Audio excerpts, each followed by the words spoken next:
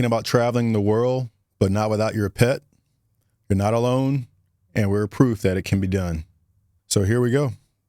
This episode, we're going to talk about traveling with our child, Bennie, the Bernedoodle, and why we decided to do it. So we had a lot of questions when we first told our friends and family if we're going to travel with our dog. We had a lot of people ask, are you taking the dog? Are you going to take your dog? We know you just got the dog a few months ago, but are you going to take your dog? And we thought the question was funny because there was never a thought of not really taking him.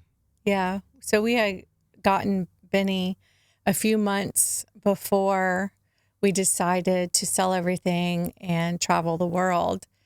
And he was just part of the plan. And it did take some planning for sure, because that's a subject there's not a lot of information on, out there in the YouTube world, traveling with a pet. So we definitely watched every video we could get our hands on about people who have done it. And yeah, it was quite an adventure. Yeah. Emotionally, it was kind of one of those things. We made the commitment, especially financially, to get this dog, to have him shipped to us, to have him trained, to do all these things, get him acclimated to his new home, to just say, okay, all right, bye-bye. We're going to just take you to another family.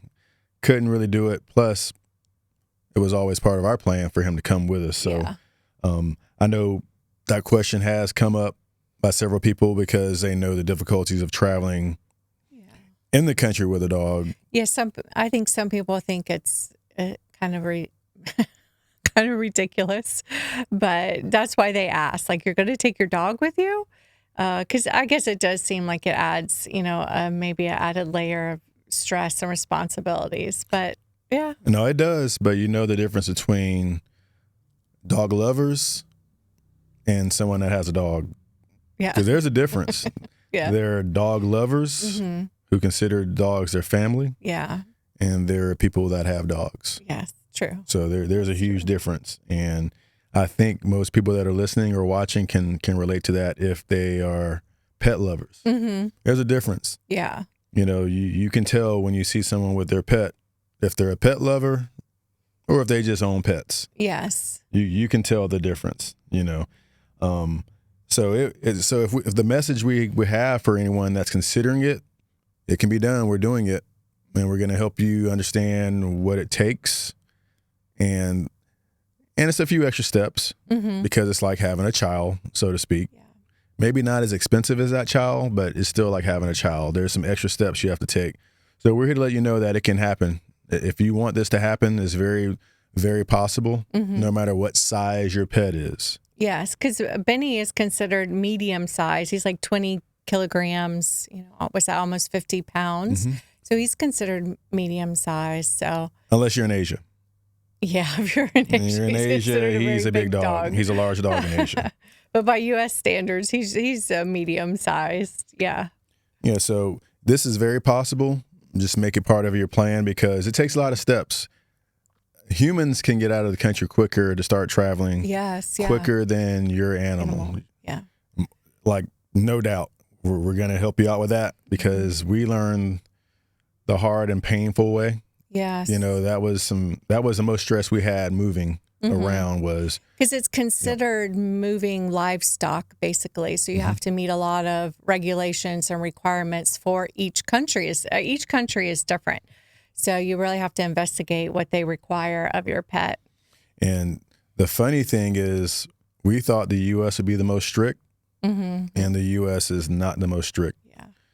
It was very surprising thinking we had the highest standards for vaccinations and all. And we learned very quickly it's not the case. The places where we thought it'd be easy, they were very strict on what's required in order to transport your pet and all the protocol and red tape you had to go through to get the dog, to these countries. So we learned a lot. We did. So let's talk about, the international flights for the dog.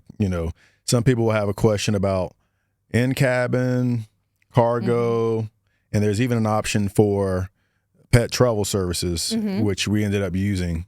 So we've done in cabin, Yes. and we've done pet travel service. So, Yes. So domestically, flying in the United States in cabin is, I would say a lot of people kind of bring their pets if they're smaller, and you'll see service dogs. So domestically, it was easier flying Benny in cabin. and to Mexico City, because it was only about a 3-hour to flight. Mexico, because it was only 3 or 4 hours, Mm-hmm. but it was with the U.S. airline too. Mm-hmm. So that was easier. We did take the time when we found out that we were going to do this. We did take the time to have Benny trained. Mm-hmm. So we had him trained as a service dog, so he would follow commands, because you don't want, your pet not following commands when you're on an airline. Right.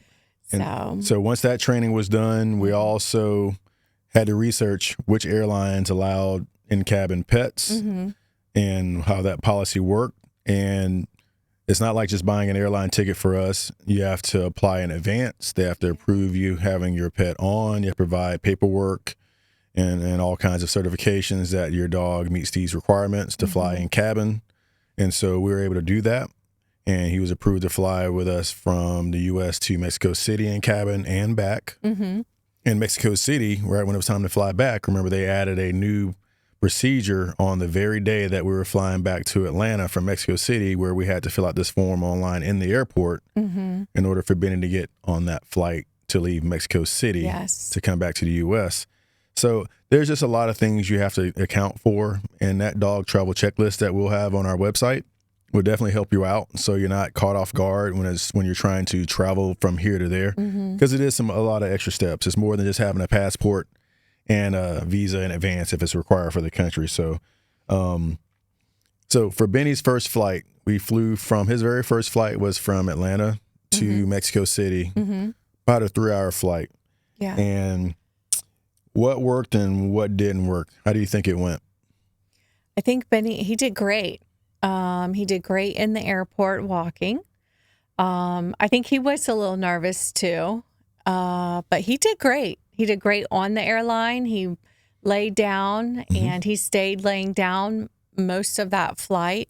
Towards the end, he would kind of sit up and, we would pet him, but he did great. He kind of laid there and chilled out.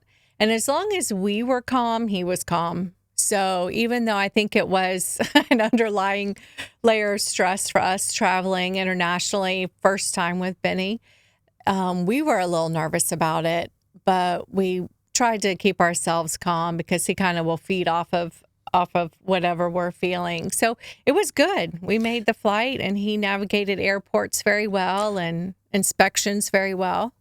Yeah, the only time he would get a little excitable was when other little dogs, it's always little dogs that do all the barking. You know what I mean? Yeah. No dogs his size or large dogs ever barked. Yeah. But the little dogs, at the ticket counters or whatever, people checking in for flights, he would get a little excited if the little dogs just wouldn't stop barking at him. Yeah, because he wasn't barking. He was just laying. He was just laying down in his down position, just hanging out, looking at them like. It's like, why are you barking at me? And then sometimes he just kind of like, okay, let me find out what you want. He just want to go over there and see what all the noise is about. Yeah. But so, he would get excited about that. Airport security, he walked with us, no problem. When you fly into certain countries, they want to do an inspection of their physical body. Yeah. He was fine with strangers coming up to him, examining him. He was okay with all of that. He never barked. He never barked, which is very cool. He took his training very well. Yeah. And we were very happy. And then in the airports, you do have pet relief areas for service animals. Yeah. We took him in there, but he didn't go. Yeah, that was probably, he was probably nervous. He was like, what is this? What is this? I don't, this is not outside. This is not grass. Yeah, he didn't have enough time to really sniff the whole room and get a good feel for it. So he just walked around and he was ready to go from the room. But he was great. Yeah, he did good. Yeah, because I remember when we came back from Mexico City to Atlanta, that walk from the gate to customs, it's a long walk. Yeah. And so after a 3-hour flight, we're kind of like, okay. Yeah. He hasn't gone to the bathroom in like 5 hours, from the time we got to the airport in Mexico City to the time we got to customs. It's like, man, is he all right? Hopefully he's cool. Hopefully he's not going to be like, okay, this is it.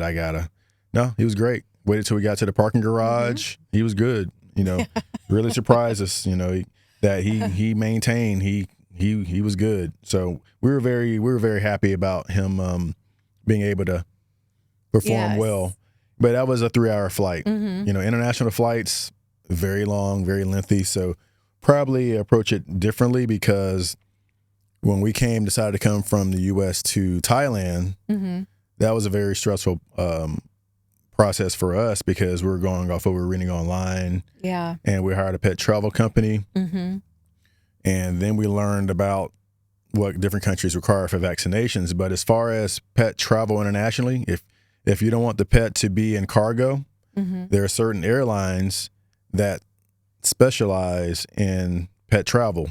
And so we ended up going with a pet travel company that put Benny on Lufthansa, because Lufthansa Airlines has a facility in Germany on the layover where, well, let's start with where they were in the actual Atlanta.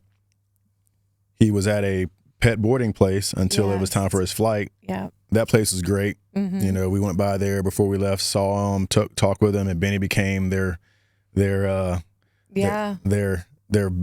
Right. And then Lufthansa has a facility where they sit in the air-conditioned, climate-controlled area.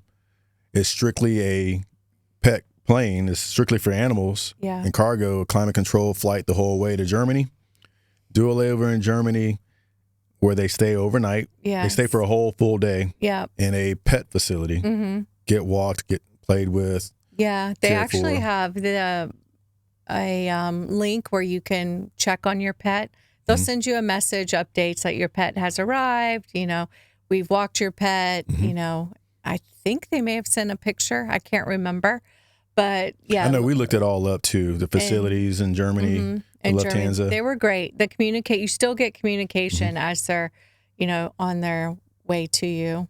Yeah, and so we figured and we learned after having him on that flight, that was the best decision we made, to have him transported that way instead of having to be in cargo on a plane. Yeah. Or trying to figure out how to have him on a 14-hour flight with a layover, and then another 6-hour flight with a layover, with another 6-hour flight, then go through customs and all this stuff.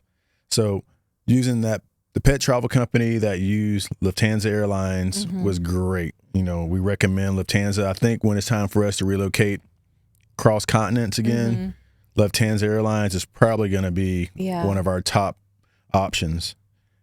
Let's talk about vaccine and entry requirements, because along with trying to pick the correct pet travel company, the biggest stress for us and the biggest delay getting Benny from the U.S. to Thailand with us, let's just say we arrived in Thailand a month before him because of this whole thing we're about to talk about. So vaccine requirements and entry requirements for pets, you have to look it up, get real updated information, because it'll stress you out. Yeah, and I would say deal with a vet that is very familiar with filling out the USDA form and the requirements for each country. That's kind of where I think some of our mistakes kind of happened, is dealing with, maybe some vets that weren't as sure. And there are vets in larger cities that they do this all the time, every day.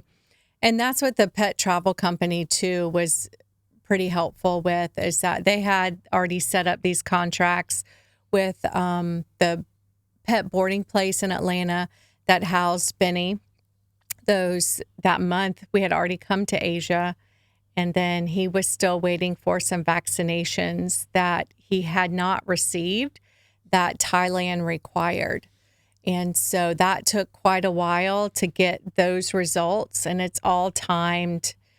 And so that boarding place, the pet travel company had a contract with them. We boarded him there.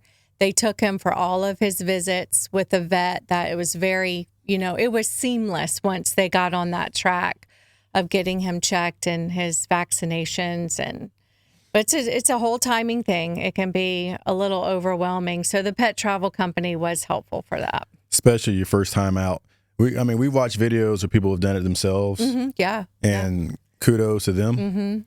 But they also did it well in advance. And if we could do it all over again, we would have started the whole vaccination process, based on the country we're planning on going to. We would have started that process a lot earlier. And a piece of advice from us is if there's a vaccine that's required or a blood test showing that your pet is negative for this type of whatever, if you have the option to have your pet vaccinated or a blood test to prove that they don't have whatever this is, please do the vaccination. Yeah. Because otherwise, that's what caused our big delay. Because we did a blood test. Thailand didn't accept the blood test because it wasn't from a certain lab, which was actually in Australia.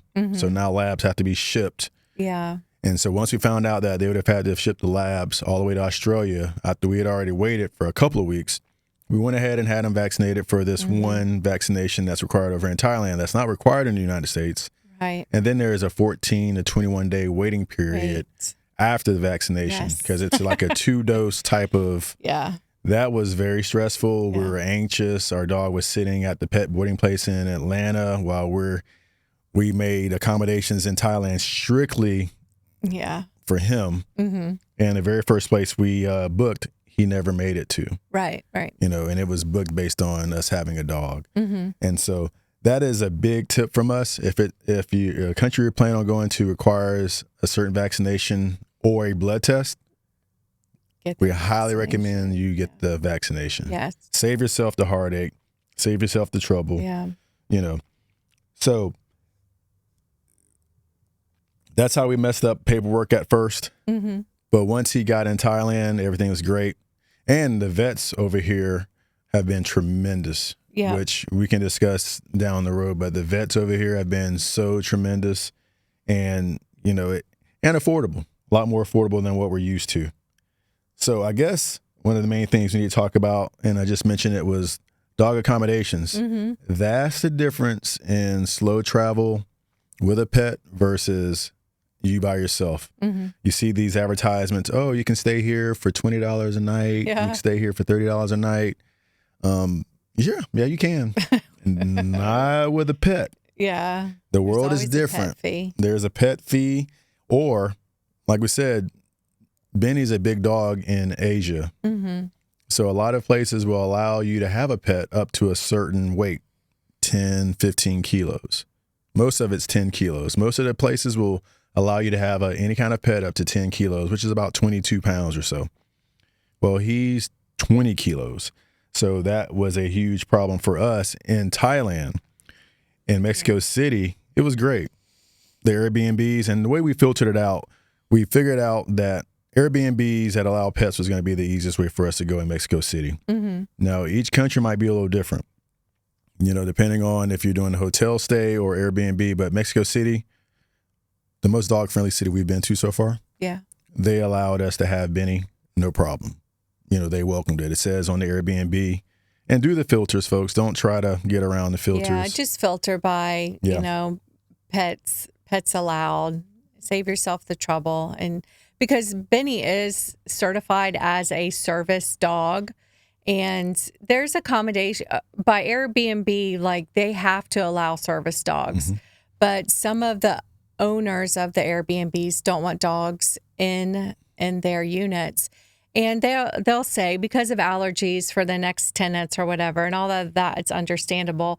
So don't even bother. I would say don't even bother pushing the issue unless unless you feel differently. But we just, to save ourselves the trouble, just went ahead and, went with accommodations that allowed pets, and we were totally transparent, not trying to hide anything. You don't want any problems. Don't want any problems whatsoever, like that. Especially hotels. You don't want to show up at a hotel and you're doing the service dog thing, and they're like, we don't accept service dogs because different countries, different rules, different laws. And that's one thing you have to respect when you're traveling. Different countries, different rules. Yes. Yeah. We can't say, well, my country, they allow it. Well, this is not your country. Yes. So know the rules in advance, do proper research and vetting for accommodations, and you may not end up being able to stay in that $20 per night place or that Airbnb right on the ocean or the water. You may not be able to stay in that one because it says in the listing, no pets. Yes. Even though Airbnb says they have to allow service dogs, I don't know if you really want to take that chance to pay all this money for an Airbnb and you get there and they see that you have a dog and they put you out. And you don't get your money back because you're violating their rule. And now you have a battle with Airbnb. And who knows how that'll work out. Yes. Yeah. So the first accommodations when we were in Hua Hin, we talk about, we made those accommodations specifically for Benny. You know, it was an Airbnb, it allowed pets, it had a beautiful yard. Benny didn't make it there because he was still in the United States. But there's some great options on Airbnb. This house, we actually have a video of the house, the villa. And check out our YouTube channel. You'll see that villa. It was amazing. It was beautiful. Benny didn't make it there.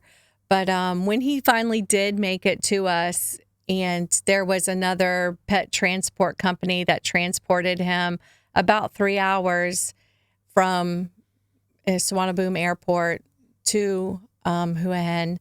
And when Benny got out of that truck, he literally had a smile on his face. Never seen a dog smile like that. He had a big smile. That was the first time. He was so happy to see us. And that was the first time I ever saw a dog actually smiling. I wish we had a picture of it because it was a literal smile. Yep. We were finally reunited. And that's something when you look for accommodations is you want to try to find something that is not only your apartment or condo is pet friendly, but the area around it, where you're going to walk them during the day. So in Hua Hin, we had two places that we stayed where one had a fenced yard. And so he never made it there. But the other one was a beautiful neighborhood that we walked, had some green space where he could kind of get off leash and run. And there were a lot of other dogs in the neighborhood too. So take that into consideration as well as the environment around where you're staying. Yeah. Okay. So how do you travel with the dog? What do you pack and what can we not bring? So can't bring dog food unless you're with a pet travel company. Then of course. Yeah. For the dog to eat. Yeah. But what do we normally have with us? You know, when we travel, he was in cabin with us. What was required? What did we have with us that made it easy? Yeah, so we had, a bottle of water for him, which you could refill in the airports, but we did have water for him, and we had collapsible bowls. So for food and for water, and those things have been all over the countries with us. They've been great. And just the collapsible bowls, we have always brought water. We bought him some treats. And we bought him like one of his favorite toys or a bone to chew on to kind of, to keep him busy as well. Get him to relax. Yeah. And that worked out great. Just the collapsible bowls, it's a must-have. Must-have. They, collapse flat. They fit easily in your backpack. They don't take up a lot of room. No. And, yeah. That was great. Easy to wash, easy to transport. And once we got him here, getting him back into a routine, the morning walk, the evening walk, feeding schedule, trying to get him back on schedule. He adapted very quickly. Now, he sniffed around forever on the walk. So the walks were a lot longer because he sniffed around for so long. It's just a new environment. Because it was a new environment. He's trying to get a feel for the area, what's moving around. So I can only imagine what he was going through being in a whole new part of the world, different smells. I can only imagine what he was thinking, going through that whole process. So, yeah, I mean, that was great. But like we said, do your homework, do it well in advance of your travel because it can stress you out. It's way more stressful than if it's just me and you, right? That's easy. Passports, visas, pack your stuff, get on the plane. With a dog, way different. And I would say, too, our experience with the veterinarian services in Thailand, we didn't have to go to a vet in Mexico City. We only had him groomed there, which was wonderful. But in Thailand so far, our experiences with veterinarians has been amazing. It has been, we actually have, I think, some videos of Benny when he got fixed. So we had him fixed while we were in Hua Hin at the veterinarian college there, and that was a great facility. They were wonderful with Benny and with us. And then here in Bangkok, he had a rash, and so we took him to the vet, and they've been great too. And we get his medicine. So you can get the 3-in-1 medicine that dogs have, and we usually buy 3 to 6 months supply, so we have that. And so all those things are easily accessible that we have found so far. Agreed. No drop in services and treatment for pets. No drop off whatsoever. Yes, and much more affordable. Much more affordable. Yes. Absolutely. Okay. So hopefully you understand that traveling with your dog doesn't have to be that complicated. It just takes timing and thorough planning. If you're a 50+ slow traveler, want to bring your dog or your pet with you and continue your lifestyle, please do. And you'll be able to find all this information on our dog-friendly checklist when we launch our upcoming course on how to get this whole slow traveling process started. Thanks for listening. Until next time, keep exploring, tail waggling, and we'll see you in the next episode.